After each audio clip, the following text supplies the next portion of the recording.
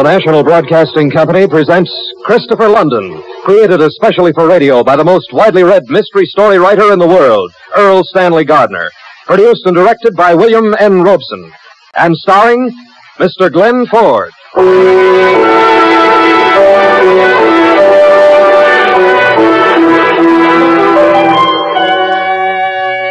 I am Christopher London, private investigator and sometime student of the teachings of the Orient. In the faraway monastery of the moon of yesterday in the hills of western China, I learned many things. I like to think that one of them was tolerance, but I find it hard to be tolerant of greed and murder.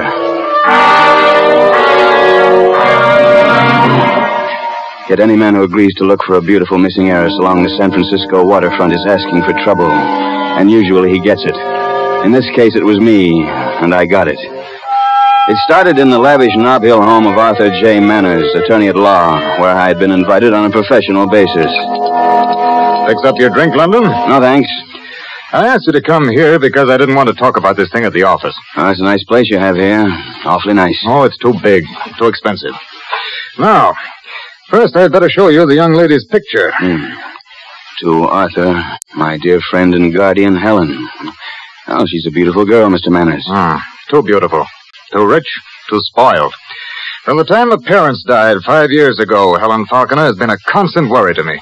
And now this. This time I'm really worried. Now, let's see. You said a week ago she arrived on the plane from Mexico. Yes, for her first visit in more than a year. She wired me when to expect her, and she was on the plane. I checked. I found somebody who remembers seeing her get into a dark blue sedan. And that's all, London. She disappeared. Vanished. And just when I have to produce her in court next week for an accounting of my guardianship. What about relatives, friends? No living relatives and no friends in San Francisco. She's never here for more than a few days at a time. Doesn't live anywhere for more than a couple of months at a time. The French Riviera, Rio, New York, Acapulco. Only time I know where she is when she wires me for money. You've checked the hospitals, I suppose, and the morgue? Certainly. Why haven't you gone to the police? Afraid to. That's why you're here. Where did I put that? Here, you better take this. Driver's license. Yeah, she applied for it last time she was here. Age, height, hair, eyes, and so on. Thumbprint, signature. Might help. It might indeed. You'll know her by a ring she wears.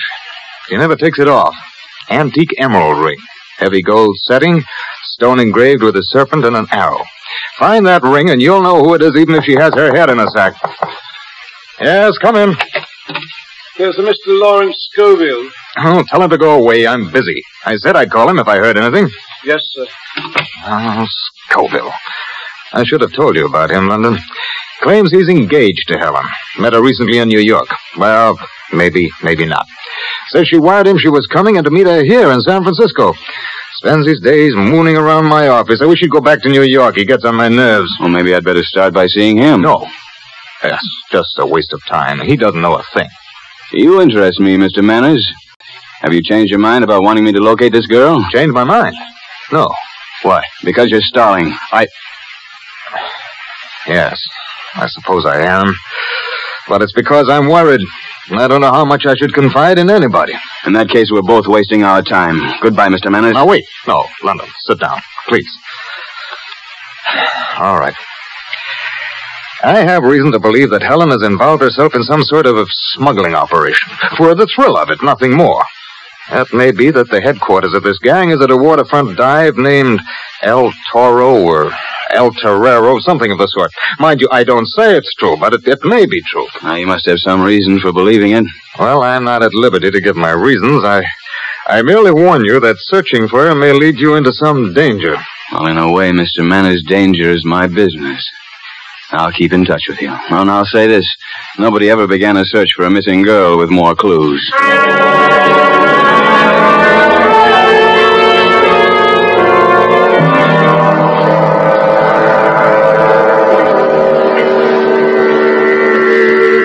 A waterfront dive named El Torero, or something of the sort. Now, it wasn't in the phone book, but I thought I knew how to find it. You take a stroll along the Embarcadero in the fog, and you might find anything. I'm sorry. It's okay. I didn't hurt you, did I? No. This fog is pretty thick, isn't it? What's the matter? You lost? Yeah, in a way. I was looking for a place. I forget the name. Stupid. Yeah. What you want there? Oh, a drink? I don't mind if I do. Well, fine. Let's go. Oh, yes, I remember it now. Oh, that's swell, honey. El Toro. That's it. A joint. Strictly or die. Oh, you know where it is? What do you want to go there for? Well, I told you. Yeah. You said a drink. What is it really? A dame? Maybe. You were gonna buy a drink anyway. Certainly. Okay, honey. Only no dame you're looking for is gonna be at El Toro.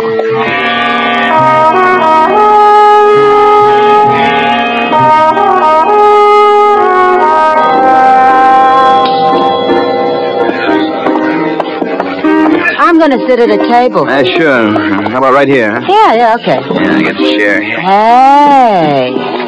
Now that I see you in the light, you know you ain't a bad-looking guy. What's your name? Smith? Yeah, Smith. I thought it was. I'm Babe. What'll it be, folks? Make mine a ginger bourbon. I think you can find an El Toro or its equivalent on any dockside in the world. The retreat of the Happy Companions in Hong Kong was another El Toro, and the sanctuary of the affectionate friends in Shanghai was another. El Toro, a small, dark place within the sound of the sea, where men speak in low voices to each other of their plans and schemes to catch fortune by the tail. In the small, dark place, there were 7 or 8 seafaring men, a couple of women sitting together, quietly, waiting, I think, for something that would never come. There was a piano player, a bartender, and a waiter, and Babe and me. At another time, perhaps El Toro would have been raucous with the sounds of fighting and of laughter, but tonight it was brooding in the fog, waiting. Hey, Babe, I've been looking all over for you. You found me. Mr. Smith, this is Gus. Say hello to the man, Gus. Hello. Hello, Gus. Who asked you to sit down? My feet hurt. Just make port, Gus? I'm Mary Maloney. Irish ship? Greek. How long you been gone, Gus? Oh, don't you remember? I should remember how long you've been gone. I never even seen you before. Babe, listen. Get lost. I'm busy. I went up to the room before I come looking for you. I brought a case of some kind of Greek stuff. Greeks don't drink. Oh, they don't, huh? What else did you bring? We're still married, ain't we? Who says we ain't? Yeah. I brought some perfume and stuff. Well, come on then, you overgrown droop. Is it okay if I take a poke at Mr. Smith? Mr. Smith's a friend of mine. Oh, but Babe, I just got... Okay. Just one, though. Stand up, Mr. Smith. You're in the wrong port. It'll be a pleasure. Hey, Babe, where's my upper plate? Here, droop. Oh, that's lucky. Uneven crack. That's a nice left you got, Mr. Smith. No hard feelings. No, not at all. Then try my left.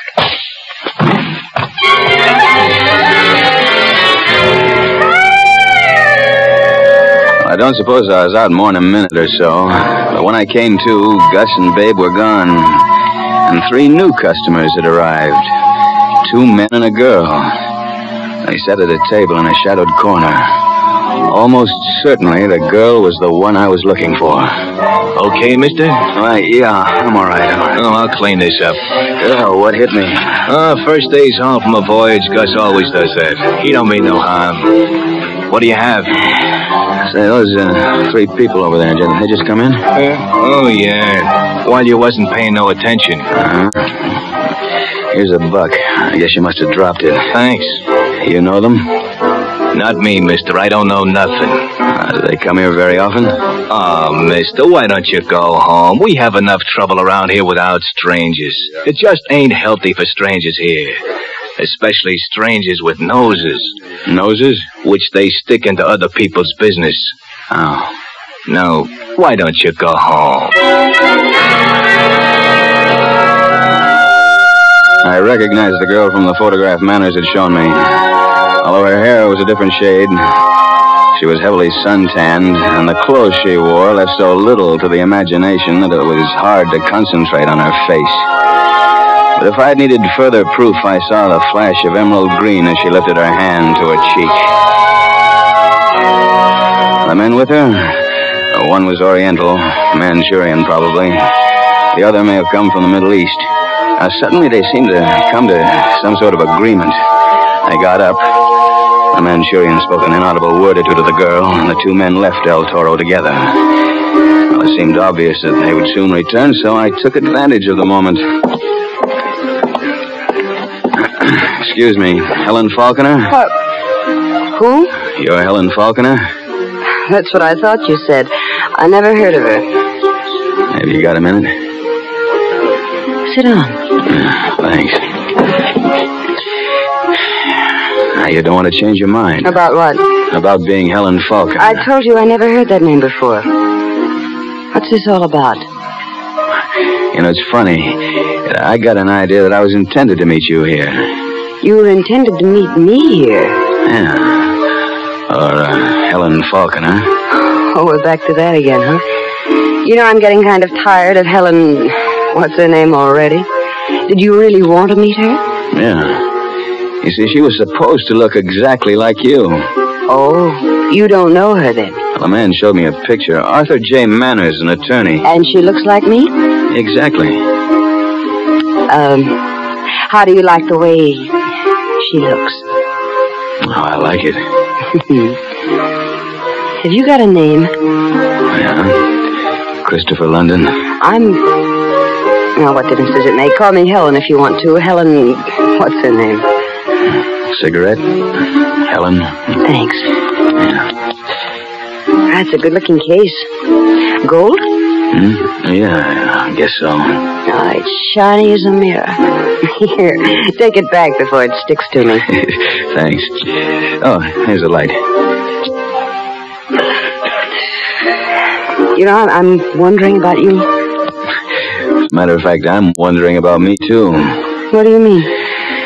Well, I'm wondering if I could get up right now and walk out of here. And forget me. Yeah, and forget you. Do you want to try? Not yet. Say, it's a beautiful ring. Is it an emerald? Oh, it's just some kind of green stone. Hey, mind if I look at it? It's carved, serpent and arrow. Oh, I imagine that's pretty valuable. Aren't you kind of taking a chance wearing it around a place like this? I usually wear it turned around with the stone on the other side, like this. Why not simply leave it at home, then? Oh, no. I never take it off. Yeah, sort of good luck charm. Sort of. Has it brought you any? Good luck? Yeah. All the time, Christopher. All the time. Helen. Oh, yes, that's me, isn't it? Yeah. Hey, does the name Scoville mean anything to you? Lawrence Scoville? You know more people that I never heard of. Helen, listen. I'm serious. Now, do you know who you are? Do you know where you are? Where were you a week ago tonight? Oh, 2 weeks ago. Well, a month ago. Don't you know? Of course I know. Well, then where? Why do you care? Well, answer me. No. Answer me, Helen. Can't you remember? Now, where you going? Don't come with me. Why? They'll be back soon and I have to go. Not without me. Waiter, how much? $1.20. All right, here you are.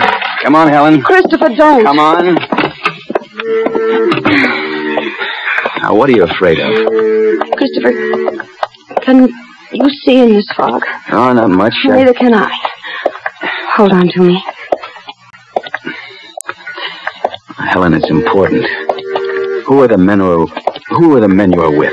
The men who are coming back. Hold me. Now, don't you understand? You got to answer my question. I don't know. Hold me, Christopher.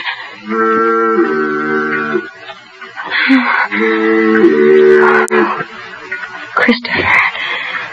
Helen. No. You mustn't ask me anything. It's not safe. If you're in danger... I'm in no danger. I know what I'm doing and I'm safe and protected. But don't ever try to find me again, Christopher, because that's dangerous for you. Worse danger than... Look out!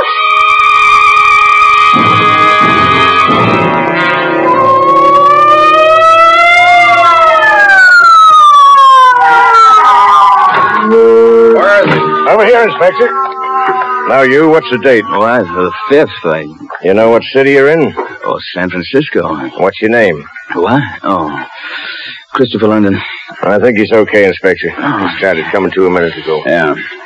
Hello, London. Oh, Inspector Griffith. Ooh. It's too bad you weren't here a while ago. What happened? Well, I'll tell you, I was standing along here somewhere with my arms around one of the most beautiful women I ever saw. Very funny. You didn't see her, did you? No. Might have been a sailor from somewhere in the Middle East. Maybe a Manchurian. You kill me, London. What were you doing down here? Oh, you wouldn't believe me if I told you. Yeah, but I seem to have been robbed. You surprised? Yeah, let's see. My wallet's gone. Letters, cards, money. Oh, what do you know? They missed my cigarette case. And you can sign a report in the morning. How do you feel? Bad, Inspector. Not good. Get in. We'll take you home.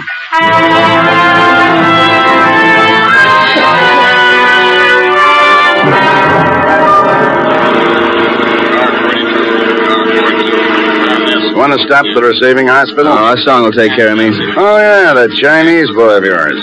Is he a doctor, too? Our song can do anything. And do it with quotations. Say, Inspector, I'm going to ask you a favor. Yeah? Right, here's my cigarette case that those guys missed. It's got some fingerprints on it. Will you have them checked fast? Give it to me. And careful of those prints. Tell your grandmother. You know, it takes a while. Even if I told you where to look in the file? Well, that might help. A driver's license issued to Helen Falconer, this city.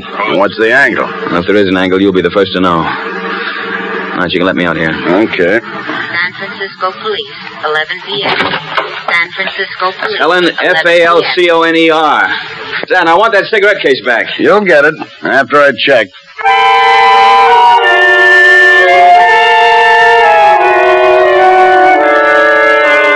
As I dragged myself up to my apartment, I hoped that Ah Song would be waiting for me with tea and many ancient Chinese quotations. He was, but he was not alone. I had a visitor in a gray flannel suit and a striped silk tie. Mr. London, I'm Larry Scoville. I wanted to talk to you about Helen Falconer, but the way you look, I guess it'll have to wait until tomorrow. That's all right. That's all right. My injuries aren't fatal. Now, sit down. I'll be with you in a minute. All right. Come, Mr. London. I will make first aid. Yeah. Oh. This warm, damp cloth will soon erase the signs of violence, as the soft snow hides the scars of the gardener's toil. Are you still bleeding? There is no more blood now. May this helpless one inquire what happened? Oh, hand me the towel. Oh, here. Thanks. I don't know, Ah Song, but I got an idea that this is not the first nor the last blood that will be shed in this case. Here. Has Mr. Scoville been waiting long? Not long. Yeah, that looks a little better. All right, I'll see what he wants. Oh, bring us something to drink, will you?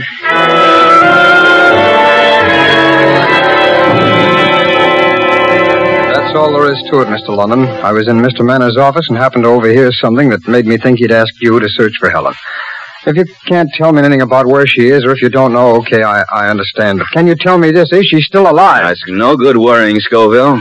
Now, tell me again. You say somebody broke into your room at the hotel. Now, at what time? Oh, it must have been between 8 and 10:30 tonight. And nothing was taken? Nothing at all. You're sure about Certain. that? And you've no idea what they were looking for? I can't imagine. All right. Scoville, have you known Helen a long time?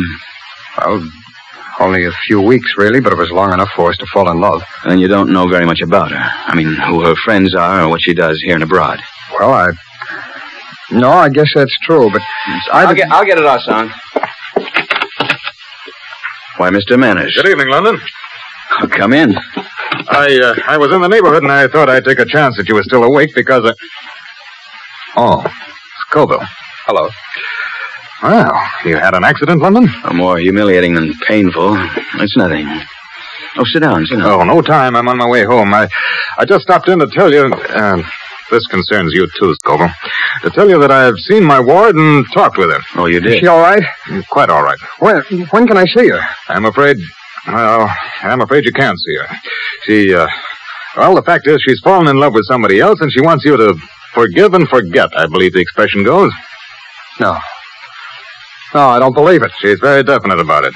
Now, London, I'm glad to say that my suspicions were entirely unfounded. I'll send you a check in the morning, and if you'll return that driver's license, we can consider the matter closed. I'm sorry, Manners. I haven't got the license.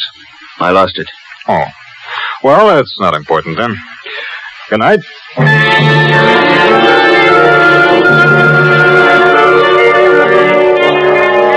After Manners left, I got my hat and coat, in spite of Ah Song's protests. And then I had trouble with Scoville.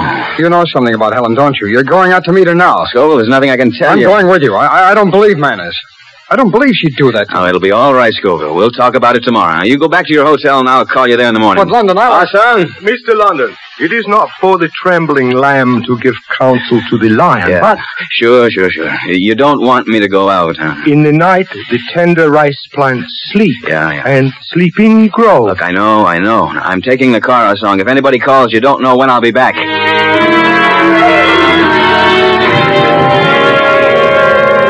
I left poor Scoville standing on the street. I got my car out of the garage and headed for the waterfront. For a while, I thought another car was following me, but the fog made it impossible to be sure. I parked my car about 2 blocks from El Toro and started to walk up the Embarcadero.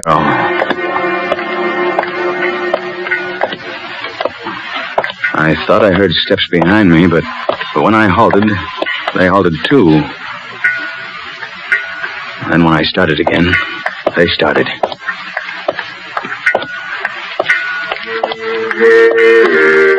I'd walked about a block when...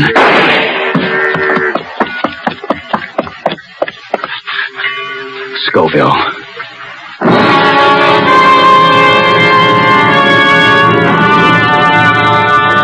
Back a block, I found a telephone at an all-night drugstore and was lucky enough to get Inspector Griffith at Homicide. Okay, London, I've got it all. Go back and wait till we get there. Now, just a second. Did you find out anything about those fingerprints? Yeah, I'll bring the cigarette case with me. Well, did the prints match? Yeah, they match. I thought they would. So what? So now you know who this dame is named Helen Faulkner. Wait for us. But I didn't wait for Griffith and the men from Homicide. I passed the crumpled figure that had been Lawrence Scoville, alone and shrouded in the fog. There was nothing I could do or say, so I didn't pause. He had been alive, and now he was dead, but uselessly, wantonly dead. In front of El Toro, there was a taxi waiting. The door was open. A girl came out, her face concealed by a veil. But I saw a flash of emerald green as she entered the cab. There was no need for me to follow her. I knew where she was going. I knew where she had to be going. And I was sure that with some fancy illegal driving, I could get there first.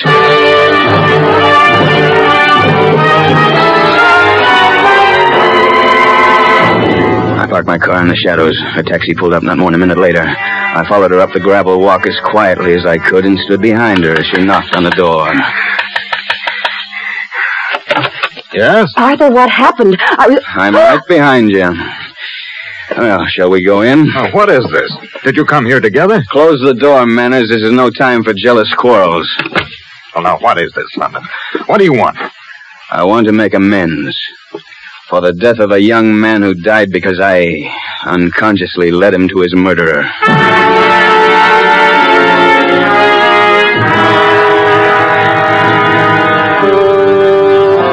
We were in Manners' elegant study, the three of us. A girl, still beautiful, but pale and tense. Arthur J. Manners, attorney at law, calm now, almost too self-assured. And Christopher London, who probably looked as if he'd spent a night in a bowling alley as a stand-in for a 10-pin. Now, Manners was being pleasant. Oh, I'd never seen him quite so pleasant. Well, I'm glad that you and Helen could meet here. We met at El Toro. With the briefing you gave me, I couldn't have missed her. You arranged our meeting. You wrote the script and directed the play, but you didn't figure on this ending. Christopher, listen to me. What's your name, Helen? Arthur, what's he talking about? What do you mean, London? If you've got anything to say, say it. She's Helen Faulkner, you know that. Christopher, I can explain about those awful men at El Toro, but it was just a silly... I don't know. I get into things like that. Oh, you fools. Don't you see how transparent you've been? How clear as glass? Get out of here. Get out. Manners, sit down. That's better. Now, let's talk. Helen Faulkner was your ward. You managed her estate. She was out of the country most of the time, and your expenses were heavy. A house like this costs a lot to buy and to live in. And a girl like this runs into money, too. I think you've been taking Helen Faulkner's money for a long time. So at last she became suspicious and decided to fly up from Mexico for an accounting. Well, that's true, Christopher, but I was wrong. Oh, very wrong. Now, wait. Apparently you've got the absurd idea that this girl is not Helen Faulkner. Well, would a fingerprint prove it to you? Not on a driver's license, nor a cigarette case. You know, it was a smart idea having your girlfriend apply for a license under the name of Helen Faulkner, but it only proves the murder was well planned and long premeditated. You, whatever your name is. Christopher, please. That's your ring on your finger? You wear it constantly, you never take it off? You both told me that. Then why isn't the skin underneath the ring white? Why is it as suntanned as the rest of your hand? Don't try it, Manners, don't. Christopher. Now, don't worry. I think he'll live long enough to die as the state directs. Well, I just did what he told me. I didn't know why. Well, you believe me, don't you, Christopher? Sure, I believe you. And I'll bet the jury will, too. I'll bet they won't give you more than 10 years.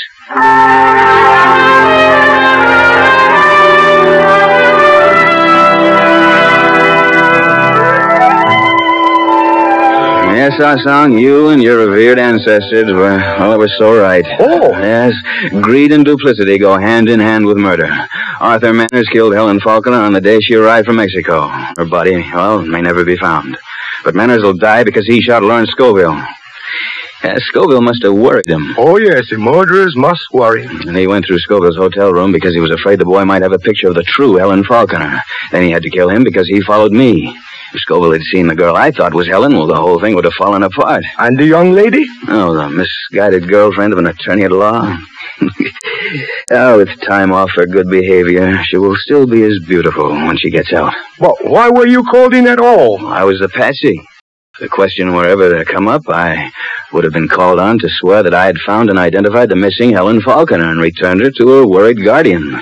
That way, Manners would have gone right on receiving the money from the dead Helen Faulkner's estate. Only what? Only Manners forgot that the phony Helen Faulkner's license had been issued less than 6 months ago. And Manners forgot that he'd told me that the real Helen Faulkner had not been back in the States for more than a year. Well, Asang, we wouldn't have made that mistake. No, would we? Oh, no, Mr. London. This humble one can manufacture his own official document when necessary. Yeah, sometimes, Asang, I think it's a pity that we didn't choose a life of crime. Oh, no, Mr. London. It's very appealing, but unrewarding. Remember it is said, if a man walk even tippy-toe on road of wrongdoing, his reward surely waits him at road's end, the hangman's noose. How true. But you meet such attractive gals along the way.